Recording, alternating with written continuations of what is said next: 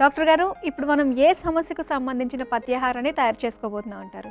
ఇప్పుడేంటంటే సమస్య అని కాకుండా అందరికీ ఉపయోగపడేలాగా చక్కగా శక్తినిచ్చేటువంటి ఒక మంచి పథ్యాహారం. పిల్లలు గానీ, పెద్దవాళ్ళు గానీ ఎవరైనా కానీ చక్కగా శక్తి రావాలి, ఎనర్జీ రావాలి అనుకుంటే గనక ఈ ఒక పథ్యాహారాన్ని తయారు చేసుకొని రెగ్యులర్‌గా తీసుకోవచ్చు. అలాగ అందరికీ ఉపయోగపడేటువంటి ఒక పథ్యాహారం తయారు చేద్దాం.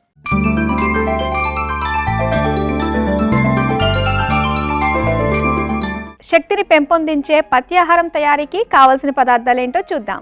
పటికి బెల్లం, నెయ్యి, తేనె, నీళ్లు, గోధుమ పిండి. కావలసిన పదార్థాలు చూశారు కదా, ఇప్పుడు తయారీ విధానం తెలుసుకుందాం. డాక్టర్ గారు, పథ్యాహారాన్ని తయారు చేద్దామా? తప్పకుండానమ్మా. దీన్ని తయారు చేసుకోవడం ఏంటంటే మామూలుగా ఒక దోసలాగా తయారు చేయబోతాం దీన్ని మనం. దాని తయారీకి ముందు కొంచెం ప్రొసీజర్ ఉంటుంది. దానికేంటంటే మొట్టమొదట తీసుకోవాల్సినటువంటిది పటిక బెల్లం. పటిక బెల్లం మనకి ప్రకృతిలో సహజంగా దొరికేటువంటి శక్తినిచ్చేటువంటి పదార్థం.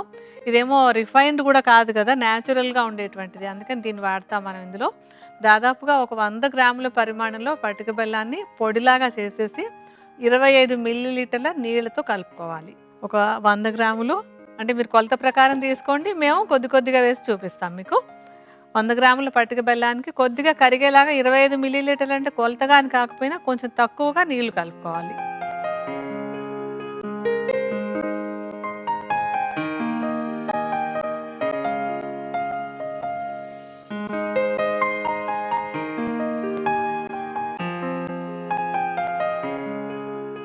నీళ్లు పటిక బెల్లం కొంచెం కలిపేసి స్టవ్ వెలిగించి బాండీ పెట్టి ఇప్పుడు ఈ మనం తీసుకున్నటువంటి పటిక బెల్లం నీళ్లు కలిపిన దాన్ని పొయ్యి మీద పెట్టి కరిగించుకోవాలి.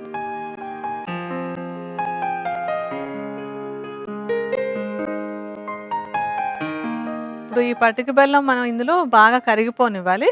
కరిగిపోయే సమయంలో అందులో కొంచెం నేతిని సుమారుగా ఒక 25 గ్రాముల పరిమాణంలో నెయ్యి కూడా ఇందులో కలుపుకోవాలి.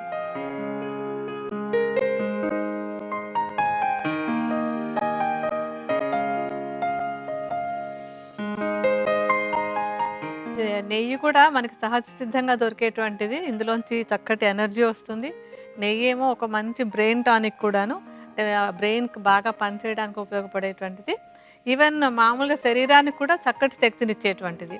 అందుకని పరిశుద్ధమైన నేతిని వాడుకోండి. ఊరికే బజార్లో దొరికినటువంటి ఏదో కాకుండా ఇంట్లో తయారు చేసినటువంటి నేతిని వాడుకున్నట్టయితే అది ఆరోగ్య రక్షణకి శక్తినివ్వడానికి కూడా బాగా ఉపయోగపడుతుంది. అంటే మన పటిక బెల్లం కరిగిపోయి నెయ్యి కూడా కలిసిపోయిన తర్వాత స్టవ్ ఆపేసి ఆఖరిలో ఇందులో కొంచెం 25 గ్రాముల పరిమాణంలో తేనెను కలుపుకోవాలి. మళ్ళీ తేనె కూడా న్యాచురల్గా ఉండేటువంటి చక్కటి అంటే సహజ సిద్ధంగా మనకు ప్రకృతిలో దొరికేటువంటి శక్తిని ఇచ్చేటువంటి పదార్థం. ఇందులో రకరకాల ఖనిజ లవణాలు, న్యాచురల్గా ఉండేటువంటి చక్కెర పదార్థాన్ని కూడా ఉంటాయి. ఇది కూడా శరీరానికి మేలు చేస్తుంది. సో 25 మిల్లీలీటర్ల పరిమాణంలో ఇందులో స్టవ్ ఆపేసిన తర్వాత కలుపుకోవాలి. ఇప్పుడు ఏంటంటే ఇవన్నీ కలిసిపోయిన తర్వాత దీన్ని ఒక బౌల్లోకి విడిగా ఒక గిన్నెలోకి తీసుకుని విడిగా పెట్టించుకుందాం.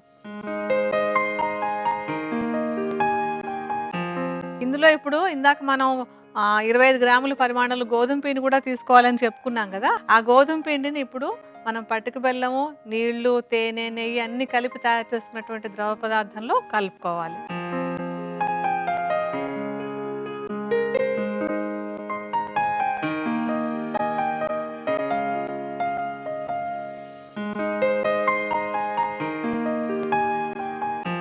దోస పిండిలా రెడీ చేసేసుకుందామండి. ఇప్పుడు మనకి అంటే మనం దోశలాగా చేసుకోవడానికి రెడీ అయిపోయింది కదా ఇది. దీన్ని ఒక దోశలాగా తయారు చేసుకుందాం. స్టవ్ వెలిగించి మనం పెనం పెట్టుకుందాం దాని మీద. అంటే మనం ఆ దోశలు అవి వేసుకునేటప్పుడు ఎలా చేస్తాం అలాగే కొంచెం వేడెక్కే వరకు ఆగి తర్వాత దాన్ని ఇప్పుడు మనం చేసుకున్నటువంటి మిశ్రమాన్ని దోశ వేసినట్టు అంటే కొంచెం మందంగా దోశ వేసినట్టు వేసుకోవాలి. డాక్టర్ గారు, ఈ పెనం పైన నెయ్యి లాంటిది ఏమైనా వేసుకోవచ్చు అంటారా? ఇంకా అవసరం లేదమ్మా. ఎందుకంటే మనం ఇందాక అందులో 25 గ్రాముల నెయ్యి కలుపుకున్నాం కనుక పైన ఏమి వేయాల్సిన అవసరం లేదు. నేరుగా మనం ఒక దోశలాగా వేసేసుకోవచ్చు. అంటే అసలు యాక్చువల్గా దీన్ని ఆయుర్వేదంలో చెప్పేటప్పుడు ఉత్కారిక అంటాం. ఈ పథ్యాహారాన్ని ఉత్కారిక అని చెప్తాం సంస్కృత భాషలో. మన సాధారణ భాషలో దాన్ని ఊతప్పమనో లేకపోతే దోశను ఏదైనా అనుకోవచ్చు. పెనం కాలినట్టు ఉంది కదా, చూసి ఒకటి దోశలాగా వేయండి.